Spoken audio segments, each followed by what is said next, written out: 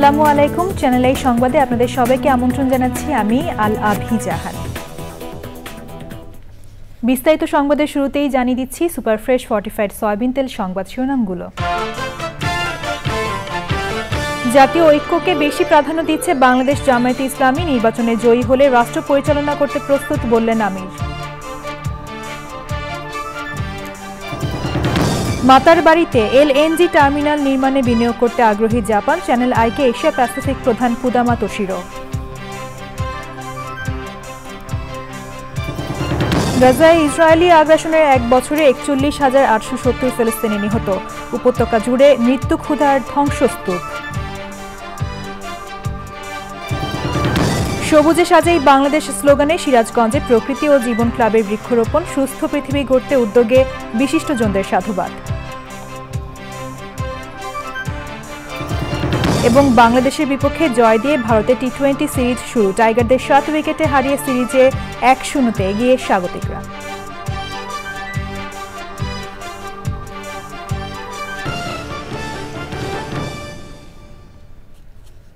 সংবাদ শিরোনামগুলো জানাচ্ছিলাম। এখনকার এই সংবাদ আয়োজন একই সঙ্গে চ্যানেল আই এর ইউটিউব চ্যানেলে এবং চ্যানেল আই এর ওটিটি প্ল্যাটফর্ম আইস্ট্রিমে লাইভ স্ট্রিম হচ্ছে। জাতীয় ঐক্যকে বেশি প্রাধান্য দিচ্ছে বাংলাদেশ জামায়াত ইসলামী। দলটির আমির ডাক্তার শফিকুর রহমান বলেছেন যে জাতি ঐক্যবদ্ধ থাকে সে জাতি সব বাধা বিপত্তি উপেক্ষা করে সম্মানের সাথে মাথা উঁচু করে দাঁড়ায়। জাতীয় স্বার্থে দল মত নির্বিশেষে একটি ঐক্যবদ্ধ জাতি এখন বেশি প্রাধান্যের বিষয়। ডাক্তার শফিকুর রহমান বলেন, আগামী জাতীয় নির্বাচন জয়ী হলে রাষ্ট্র পরিচালনা করতে প্রস্তুত জামায়াত ইসলামী। তাফিমুল ইসলামের রিপোর্ট। নানা উত্থান পতনের মধ্য দিয়ে দেশে রাজনীতি করে আসছে বাংলাদেশ জামায়াত ইসলামী। এর মধ্যে বিগত সরকারের সময় সবচেয়ে বেশি চাপে থেকে রাজনীতি করেছে দলটি। পট পরিবর্তনের পর দেশের রাজনীতিতে বেশ আলোচনায় জামায়াতে ইসলামী। 5ই আগস্টের পর সামাজিক কর্মকাণ্ডের পাশাপাশি দলকে সুসংগঠিত করতে সভা সমাবেশ সহ নানা কর্মসূচি পালন করছে বাংলাদেশ জামায়াত ইসলামী। দলটির আমির ডাক্তার শফিকুর রহমান বলেন, পট পরিবর্তনের পর সবচেয়ে বেশি প্রয়োজন ঐক্যবদ্ধ হয়ে থাকা। আমরা এখন বৃহৎ পরিসরে বলছি জাতীয় ঐক্য। যে জাতি ঐক্যবদ্ধ থাকে সেই জাতি সম্মানের জাতি হিসেবে বিশ্বে মাথা উঁচু করে দাঁড়াতে পারে। কিন্তু যাদের মধ্যে কোনো ঐক্য থাকে না, বিভক্তি থাকে, সেই জাতি বিধ্বস্ত হয় এবং অন্যরা এসে তারা এখানে সুযোগ নেয়, তাদের সুযোগ মতো ফায়দা লুটে। আমরা বিগত দিনগুলোতে সেই করুণ অবস্থা প্রত্যক্ষ করেছি। এমন আরেকটা অবস্থা ফিরে আসুক এটা আমরা চাই না। এই জন্য জাতীয় স্বার্থ সংশ্লিষ্ট ব্যাপারে দল মত যার যারটা থাকবে, কিন্তু ঐক্যটা যেন এই সমস্ত বিষয়ে থাকে। আগামী জাতীয় নির্বাচনে জয়ী হলে জামায়াতে ইসলামীর সরকার গঠন নিয়েও কথা বলেন তিনি। এটা জনগণ নির্ধারণ করবে আল্লাহ তাআলার ফয়সালার ভিত্তিতে। আমরা আমাদের কর্মসূচি নিয়ে জনগণের কাছে যাচ্ছি। আমাদের কাজ কোনো খণ্ডকালীন কাজ নয় এবং এটা কোনো সিজনাল ওয়ার্ক নয় যে নির্বাচনের সময় আসলো আর জামায়াতে ইসলামী ঝাঁপায়ে পড়লো, বিষয়টা এমন না। জামায়াতে ইসলামী 365 দিনের প্রতিদিনই জনগণের পাশে থাকার চেষ্টা করে। আমরা যেহেতু নিয়মতান্ত্রিক পন্থায় সরকারের পরিবর্তন চাই, সেই কারণে জনগণ যদি সেরকম বিবেচনা করে আমরা জনগণকে সম্মান দেখাবো ইনশাল্লাহ। ডাক্তার শফিকুর রহমান বলেন, অন্তর্বর্তী সরকার ব্যর্থ হলে আবার এ জাতি অতীতের মতো চোরাবালিতে হারিয়ে যাবে, যা দেখার জন্য প্রস্তুত নয় নতুন বাংলাদেশ। তাফিমুল ইসলাম, চ্যানেল আই, ঢাকা। মেঘনাঘাট বিদ্যুৎ কেন্দ্রের পর মাতারবাড়িতে এলএনজি টার্মিনাল নির্মাণে বিনিয়োগ করতে আগ্রহী জাপান। বাংলাদেশে আরও প্রায় $1 বিলিয়ন বিনিয়োগের পরিকল্পনা করেছে দেশটি। জাপানের জেরা এশিয়া প্রাইভেট লিমিটেডের ভাইস প্রেসিডেন্ট ও এশিয়া প্যাসিফিক প্রধান কুদামা তোশিরো চ্যানেল আইকে এই কথা জানিয়েছেন। নবায়নযোগ্য জ্বালানিতেও বিনিয়োগ করতে আগ্রহী তারা। বিস্তারিত জানাচ্ছেন রফিকুল বাশার। ঢাকার অদূরে নারায়ণগঞ্জের মেঘনাঘাটে 3টি বড় বিদ্যুৎ কেন্দ্র স্থাপিত হয়েছে। এর মধ্যে 2টি উৎপাদনে এসেছে, আরেকটি উৎপাদনের অপেক্ষায়। জাপানের বিনিয়োগে মেঘনাঘাটের এই বিদ্যুৎ কেন্দ্রটির কাজ প্রায় শেষ পর্যায়ে। মেঘনাঘাটের পর নবায়নযোগ্য জ্বালানি সহ মাতারবাড়ি এলএনজি টার্মিনালে বিনিয়োগে আগ্রহী জাপানের জেরা Asia private limited. We commenced the investment. অল্পদিনে বাংলাদেশের অর্থনীতি দ্বিগুণ হয়েছে। এই অবস্থায় আরও অর্থনৈতিক উন্নয়নে প্রচুর জ্বালানি প্রয়োজন। বাংলাদেশের জ্বালানি উন্নয়নে আমরা সহযোগী হতে চাই। মেঘনাঘাট বিদ্যুৎ কেন্দ্রের পাশাপাশি মাতারবাড়ি এলএনজি টার্মিনালে আমরা বিনিয়োগে আগ্রহী। আপাতত প্রায় $1 বিলিয়ন বিনিয়োগ করতে চাই। এছাড়া নবায়নযোগ্য জ্বালানিতে বাংলাদেশের সম্ভাবনা আছে। সেখানেও আমরা বিনিয়োগ করতে আগ্রহী। জাইকা, এডিপি সহ বিভিন্ন উন্নয়ন সহযোগীরা আমাদের সাথে আছে, তাদের মাধ্যমে আমরা বাংলাদেশের অনেক বিনিয়োগ আনতে পারবো আশা করি। যে সরকারি ক্ষমতায় থাক, মানুষের পাশে থেকে বাংলাদেশের অর্থনৈতিক উন্নয়নে অংশ নিতে চায় জাপানে প্রায় ৮০,০০০ মেগাওয়াট বিদ্যুৎ উৎপাদন করা এই কোম্পানিটি। তুমি যদি বাংলাদেশের অর্থনীতির দিকে দেখো, খুব দ্রুত জিডিপি গ্রোথ হচ্ছে, বাংলাদেশের অর্থনীতি খুব উন্নতি হচ্ছে। সেই উন্নয়ন অর্থনীতিতে যে সরকারি থাকুক না কেন, আমরা তাদের সাথে থাকতে চাই। বাংলাদেশের যে নতুন সরকার এসেছে, তাদের মাধ্যমে বাংলাদেশের মানুষের পাশে থাকতে চাই। বাংলাদেশে বিদ্যুৎ জ্বালানির দাম কমানোর জন্য স্থানীয়ভাবে গ্যাস অনুসন্ধান সহ দীর্ঘমেয়াদী চুক্তিতে যাওয়ার পরামর্শ এই জ্বালানি উদ্যোক্তার। বাংলাদেশের জ্বালানির দাম কমাতে নিজস্ব গ্যাস উত্তোলন বাড়ানো উচিত। নিজস্ব গ্যাস হলে বিদ্যুৎ উৎপাদন খরচ কমবে। তবে বাংলাদেশের দীর্ঘদিনের জন্য যথেষ্ট পরিমাণ গ্যাস নেই, এটা সত্য। পরিবেশ বান্ধব জ্বালানি নিশ্চিত করে বাংলাদেশের এলএনজি আমদানি করতে হবে। এজন্য দীর্ঘমেয়াদী চুক্তিতে গেলে দাম কমতে পারে। নভেম্বরের মাঝামাঝি মেঘনাঘাটের ৭১৮ মেগাওয়াট কম্বাইন্ড সাইকেল বিদ্যুৎ কেন্দ্রটি উৎপাদনে আসবে বলে আশা করছেন Kudama Tashiro. Rafiqul Bashar, channel I, Dhaka. সাবেক মন্ত্রী সাবের হোসেন চৌধুরীকে গ্রেপ্তার করেছে ঢাকা মহানগর গোয়েন্দা পুলিশ। রোববার সন্ধ্যায় গুলশানের বাসা থেকে তাকে গ্রেপ্তার করা হয়। তবে কোন মামলায় তাকে গ্রেপ্তার করা হয়েছে এটা এখনো জানা যায়নি। সাবের হোসেন চৌধুরী বিগত আওয়ামী লীগ সরকারের পরিবেশ, বন ও জলবায়ু পরিবর্তন বিষয়ক মন্ত্রণালয়ের দায়িত্বে ছিলেন। অন্যদিকে সাবেক ভূমি প্রতিমন্ত্রী ও খুলনা ৫ আসনের সাবেক সংসদ নারায়ণ চন্দ্র চন্দকে আটক করেছে বিজিবি। ঝিনাইদহ জেলার মহেশপুর সীমান্ত থেকে তাকে আটক করা হয়। তিনি ১০ম জাতীয় সংসদে প্রথম মৎস্য ও প্রাণী সম্পদ মন্ত্রণালয়ের প্রতিমন্ত্রীর দায়িত্ব পান। ২০১৮ সালে একই মন্ত্রণালয়ের পূর্ণমন্ত্রী হন। গত জানুয়ারিতে দ্বাদশ জাতীয় সংসদ নির্বাচনের পর ভূমি প্রতিমন্ত্রীর দায়িত্ব পান তিনি। গাজায় ইসরায়েলি আগ্রাসনের ১ বছর পূর্ণ হলো আজ। যুদ্ধবিরতির কথা থাকলেও আলোচনায় আটকে গেছে সব। গাজা উপত্যকা এখন মৃত্যু, ক্ষুধা আর ধ্বংসস্তূপের নগরী। অব্যাহত ইসরায়েলি হামলায় দিশেহারা ফিলিস্তিনিরা। ১ বছরে ইসরায়েলি সেনাদের হামলায় নিহত হয়েছেন ৪১,৮৭০ ফিলিস্তিনি। বিস্তারিত সুব্রত গাইনের রিপোর্ট। গত বছরের ৬ অক্টোবর দিনের বেলায় এমন চিত্রই ছিল গাজা উপত্যকার। সাজানো ছিল রাস্তাঘাট আর সুউচ্চ ভবন, কর্মব্যস্ত ছিল ফিলিস্তিনিরা। কিন্তু রাতের অন্ধকার শেষে যখন ভোর হলো, দৃশ্য দেখল এক আলাদা গাজা শহর। ৭ অক্টোবর শনিবার দিনের বেলায় চারদিকে মৃত্যু আর ধ্বংসস্তূপ বাড়তে থাকলো গাজা জুড়ে। কেননা ওই দিন সকালে স্বাধীনতাকামী সশস্ত্র গোষ্ঠী হামাস ইসরায়েলের দক্ষিণে হামলা চালায়। এতে নিহত হয় ১,২০০ জন আর জিম্মি করে রাখে ২৫০ জনকে। ইসরায়েলও পাল্টা হামলা চালায় গাজা উপত্যকায়। বিমান হামলার পাশাপাশি শুরু হয় স্থূল অভিযান, যা এখনও অব্যাহত। আজ সেই ভয়াবহ ৭ অক্টোবর। সেদিনের পর থেকে গাজা আজ পরিণত হয়েছে মৃত্যুকূপ আর ধ্বংসস্তূপে। কয়েক দফা যুদ্ধবিরতির কথা থাকলেও আলোচনায় আটকে গেছে সব। ইসরায়েলি আগ্রাসনে গাজা জুড়ে বেড়েছে ফিলিস্তিনিদের স্বজন হারানোর কষ্ট আর ক্ষুধা। আগ্রাসনের ১ বছর পূর্ণ হওয়ার দিনও ইসরায়েলি হামলায় ৯ শিশুসহ প্রাণ হারিয়েছেন ২৬ ফিলিস্তিনি। এ নিয়ে গত ১ বছরে ইসরায়েলি হামলায় ৪১,৮৭০ ফিলিস্তিনি নিহত ও ৯৭,১৬৬ জন আহত হয়েছে, আর বাস্তুচ্যুত হয়েছে কয়েক লাখ মানুষ। অবরুদ্ধ গাজায় ইসরায়েলি আগ্রাসনের বর্ষপূর্তির একদিন আগে প্রতিবাদ জানিয়ে বিক্ষোভ মিছিল করেছে বিশ্বের বিভিন্ন দেশের লাখো মানুষ। একই সঙ্গে গাজা ও লেবাননে যুদ্ধবিরতির আহ্বান জানান ফিলিস্তিনপন্থী বিক্ষোভকারীরা। এদিকে গাজায় ইসরায়েলি হামলাকে কেন্দ্র করে মধ্যপ্রাচ্যের উত্তেজনা বাড়ছেই। ফিলিস্তিনকে সমর্থন দিয়ে এরই মধ্যে ইসরায়েলে হামলা চালিয়েছে ইরান, লেবাননের সশস্ত্র গোষ্ঠী হিজবুল্লাহ ও ইয়েমেনের হুতিরা। জবাবে ইসরায়েল লেবাননে বিমান হামলার পাশাপাশি স্থূল অভিযান অব্যাহত রেখেছে। এতে প্রায় ২,০০০ লেবানিজ নিহত ও বাস্তুচ্যুত হয়েছে কয়েক লাখ মানুষ। এত মৃত্যু, হাহাকার আর ধ্বংসস্তূপ কোন দিকে ঠেলে দিচ্ছে মধ্যপ্রাচ্যের রাজনীতি? যুদ্ধ থামবে নাকি মৃত্যুর মিছিল আরও বাড়বে? সে বিষয়ে এখনও আন্দাজ করতে পারছে না বিশ্ববাসী। Subrata Gain, Channel I. সবুজে সাজাই বাংলাদেশ স্লোগানে সিরাজগঞ্জে বৃক্ষরোপণ কর্মসূচি করেছে প্রকৃতি ও জীবন ক্লাব।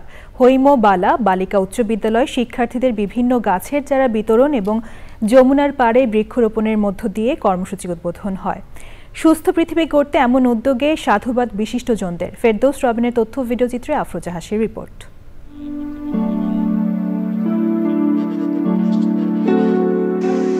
পরিবেশের ভারসাম্য রক্ষা এবং দূষণমুক্ত সবুজ পৃথিবী গড়তে সারা দেশে বৃক্ষরোপণ করছে প্রকৃতি ও জীবন ক্লাব। এরই অংশ হিসেবে সিরাজগঞ্জ সদরের বিভিন্ন শিক্ষা প্রতিষ্ঠান ও যমুনার পাড়ে বৃক্ষরোপণ। সবুজে সাজাই বাংলাদেশ এই প্রতিপাদ্যে সিরাজগঞ্জে হৈমবালা উচ্চ বালিকা বিদ্যালয়ে বৃক্ষরোপণ কর্মসূচি পালন করা হয়েছে। এখানে এই বৃক্ষরোপণের মাধ্যমে মূল উদ্দেশ্যই ছিল যে আমাদের যে কার্বন নিঃসরণ তাকে কমানো, উষ্ণতাকে কমানো এবং অক্সিজেনের পরিমাণ বাড়ানো। যমুনা নদীর পার ঘেরেও বৃক্ষরোপণ করা হয়েছে এখানে। সুতরাং জলবায়ুর যে প্রভাব তাকে যদি মোকাবেলা করতে হয়, উষ্ণতাকে যদি কমাতে হয়, আমাদের ভালো রাখতে যদি হয়, আমরা যত বেশি গাছ লাগাবো, ফলদ, বনজ, ঔষধি যত লাগাতে পারবো, ততই কিন্তু আমাদের এই বাংলাদেশটা ভালো থাকবে, আমরা ভালো থাকবো, আমাদের ভবিষ্যৎ প্রজন্ম ভালো থাকবে। তাহলে কিন্তু বৃক্ষরোপণের বিকল্প নেই। আসুন আমরা সবাই হাতে হাত মিলিয়ে এই বৃক্ষরোপণ কর্মসূচিকে এগিয়ে নিয়ে যাই। পরিবেশ ও প্রকৃতি রক্ষায় দায়িত্বশীল করে তুলতে শিক্ষার্থীদের নানা জাতের ফলদ ও বনজ গাছের চারা দেওয়া হয়। পরিবেশটাকে সুন্দর করে টিকিয়ে রাখার জন্য আমাদের বেশি বেশি গাছ লাগানো প্রয়োজন। মানে যত জনসংখ্যা হয়েছে সেজন্য আমাদের প্রয়োজন পর্যাপ্ত পরিমাণে অক্সিজেন। সেটা আমরা বেশি বেশি গাছ লাগানোর ফলে সেই অক্সিজেনটা আমরা পেয়ে থাকবো। Trees are very important and precious gift of nature. First, they provide us oxygen by to consume carbon dioxide. They provide us food, shelter, etc. মহৎ কাজ। এটা যদি আমরা প্রত্যেক বিদ্যালয়ে এটা করতে পারি তাহলে বাংলাদেশের প্রকৃতি ভারসাম্য রক্ষা হবে। আমরা সকলেই গাছ বৃক্ষরোপণ করব এবং এর প্রতি যত্নবান হব। যত্ন করে বড় করতে হবে, তাহলেই আমাদের এই গাছ লাগান কর্মসূচিটা আজকে আমাদের সফল হবে। চ্যানেল আই প্রকৃতি ও জীবন ক্লাবকে অনেক অনেক ধন্যবাদ তাদের এই সুন্দর প্রোগ্রামের জন্য। জীববৈচিত্র্য রক্ষার পাশাপাশি আর্থসামাজিক উন্নয়নে প্রকৃতি ও জীবন ক্লাবের এমন কর্মসূচির প্রশংসা করেন বিশিষ্টজনরা। ফলদ, বনজ এবং ঔষধি গাছ এগুলো যদি লাগাতে পারি, একইভাবে যেমন আমাদের অর্থনৈতিকভাবে আমরা সমৃদ্ধশালী হব, আমাদের প্রাকৃতিক ব্যালেন্সটা মেনটেন হবে। এই ক্লাইমেট চেঞ্জ এর প্রতিরোধের জন্য আমি মনে করি যে চ্যানেল আইয়ের যে আয়োজন, যে প্রকৃতি জীবন ক্লাবের এই বৃক্ষরোপণ কর্মসূচির যে সচেতনতা অ্যাওয়ারনেস প্রোগ্রাম, এটি সবাইকে উৎসাহিত করবে। যে হারে বৃক্ষরোপণ হয় সেই হারে হয়তো রক্ষা করা হয় না, নিধন করা হয় কখনো কখনো। এই মহতী উদ্যোগ আপনারা যে নিয়েছেন জীবন এবং প্রকৃতি ক্লাব, এটা নিঃসন্দেহে প্রশংসার দাবিদার। জলবায়ু অভিঘাত মোকাবেলায় ব্যাপক সবুজায়নে সব পক্ষকে এগিয়ে আসার আহ্বান সচেতন মহলের। আফরোজা হাসি, প্রকৃতি ও জীবন ডেস্ক, চ্যানেল আই। এবার নিটোল ডাটা কৃষি সংবাদ।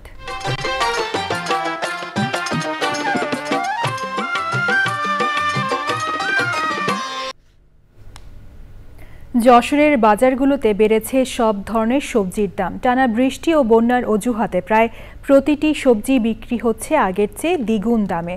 প্রভাব পড়েছে নিম্ন ও মধ্যম আয়ের মানুষের ওপর। উচ্চ মূল্যস্ফীতির কারণে তাদের সংসার চালাতে হিমশিম খেতে হচ্ছে। যশোর প্রতিনিধি আকরামুজ্জামানের রিপোর্ট। দেশের সবজি উৎপাদনের অন্যতম জেলা যশোর। অন্যান্য বছর এ সময়ে যশোরের বাজারগুলোতে শীতকালীন আগাম জাতের সবজির ভরপুর থাকে। এবছর একেবারেই উল্টো চিত্র। বাজারের সরবরাহ কমে প্রতিটি সবজির দাম এখন আকাশ ছোঁয়া। বর্তমান প্রেক্ষাপটে আসলে বাজারে আসার মতন না। যেরকম মরিচের দাম, যেরকম টমেটোর দাম, শসার দাম, কিন্তু বাজার মনিটরিং বা নিয়ন্ত্রণ না করলে এ বাজার স্থিতিশীল আসবে না। ক্রয় ক্ষমতার বাইরে যে জিনিস বিক্রি হয় 10 টাকা, সে জিনিস বিক্রি হচ্ছে এখন 80 থেকে 70 টাকা। সবগুলোর দাম খুব ঊর্ধ্বমুখী এবং খুব আকাশচুম্বী, এবং আমাদের মতো মধ্যবিত্ত লোকের জন্য খুবই অসুবিধা এটা। খুচরা বিক্রেতারা বলছেন, গত কয়েকদিন ধরে যশোর অঞ্চলে টানা বৃষ্টির কারণে সবজির ক্ষেত নষ্ট হয়ে গেছে। এতে উৎপাদন কমে বাজারে সরবরাহ কম হওয়ায় সবজির দাম বাড়তিতে বিক্রি হচ্ছে। যে আগে কিন্তু 1 কেজি এখানে 250 গ্রাম, যে 2 কেজি আলু লাগবে এখন হাফ কেজি নেয়। এজন্য আমাদের বেচা কিনা নরমাল। উস্তো গাছ মরে আছে, পটু গাছ মরে আছে পানি বাজিয়ে, এই জন্যই দাম ছাড়া। স্টাফ খরচ আছে, এইগুলো ওঠে না। দাম বাড়ে কি, আমাদের দরকার মাল বেশি, 150 জনগণ খেয়ে ব্যস্ত। অচলাবস্থা কেটে খুব দ্রুত সময়ে বাজারে সবজির সরবরাহ বেড়ে দাম স্বাভাবিক পর্যায়ে আসবে বলে বলছেন পাইকার ব্যবসায়ীরা। প্রাকৃতিক যে দুর্যোগ ভাই, এই দুর্যোগে সবজি একদম উৎপাদন নেই। কৃষক খাচ্ছে মার, ক্রেতা পাচ্ছে না কিনতে, অথচ দেখেন বাজারে মাছ গোশ সেটা শাকসবজি যা একটু একদিন আছে সেটা অনেক দাম বেশি। যশোর থেকে আকরামুজ্জামান, চ্যানেল আই। এবার প্রকৃতি সংবাদ।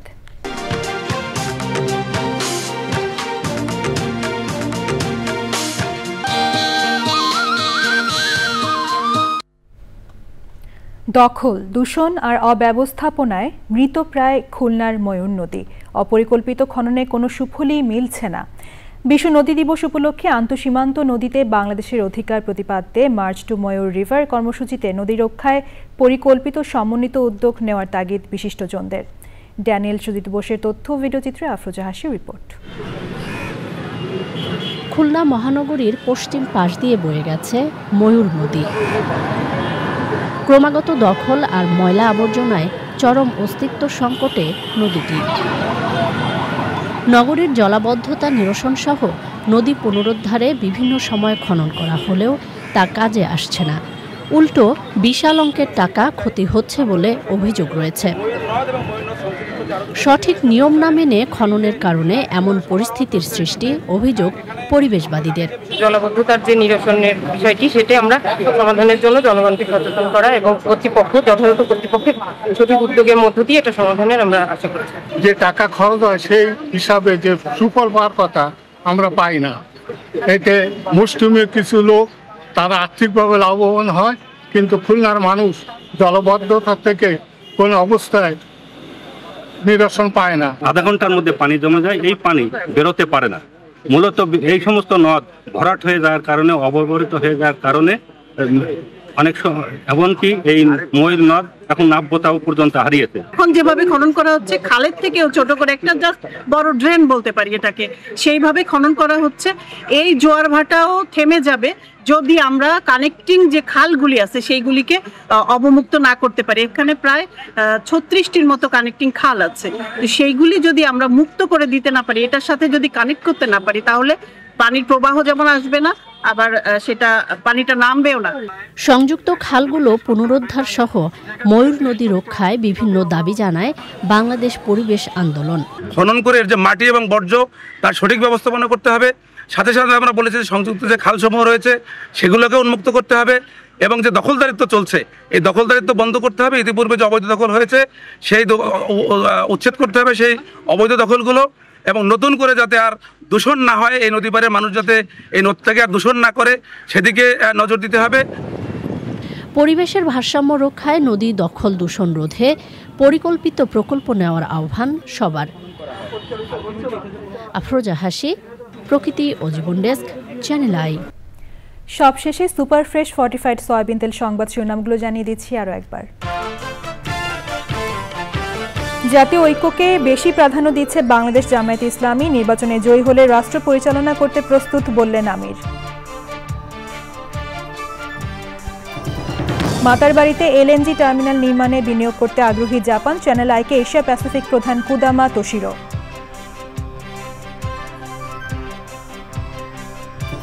গাজায় ইসরায়েলি আগ্রাসনের 1 বছরে 41,870 ফিলিস্তিনি নিহত। উপত্যকা জুড়ে মৃত্যু, ক্ষুধা আর ধ্বংসস্তূপ। সবুজে সাজাই বাংলাদেশ স্লোগানে সিরাজগঞ্জে প্রকৃতি ও জীবন ক্লাবের বৃক্ষরোপণ। সুস্থ পৃথিবী গড়তে উদ্যোগে বিশিষ্টজনদের সাধুবাদ। এবং বাংলাদেশের বিপক্ষে জয় দিয়ে ভারতের টি-20 সিরিজ শুরু। টাইগারদের 60 উইকেটে হারিয়ে সিরিজে 1-0 এগিয়ে স্বাগতিকরা।